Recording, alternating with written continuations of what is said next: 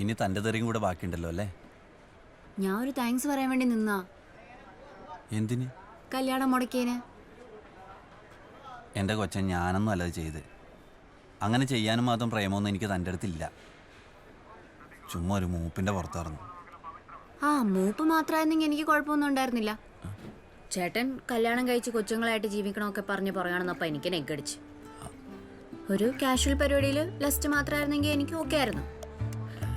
ഈ ലസ്റ്റ് അയ്യോ, ലസ്റ്റ് എന്നൊക്കെ പറഞ്ഞാൽ എന്താന്നൊക്കെ എനിക്കറിയാം. പെട്ടെന്ന് കേട്ടേൻ്റെ ഒരു അന്താളിപ്പിൽ എനിക്ക് ഈ കല്യാണത്തിന് താല്പര്യം ഉണ്ടായില്ല. അമ്മച്ചി തൂങ്ങിച്ചാവണേൻ്റെ റിഹേഴ്സൽ നടത്തിയപ്പോൾ സമ്മതിച്ച, അല്ലേ ഞാനായിട്ട് മുടക്കാണ്ടിരുന്നാ. ഇനിയിപ്പോ മുഹൂർത്തമൊക്കെ നോക്കി ഡേറ്റ് കണ്ടുപിടിച്ചിട്ട് വേണം. അപ്പൊ ശരി.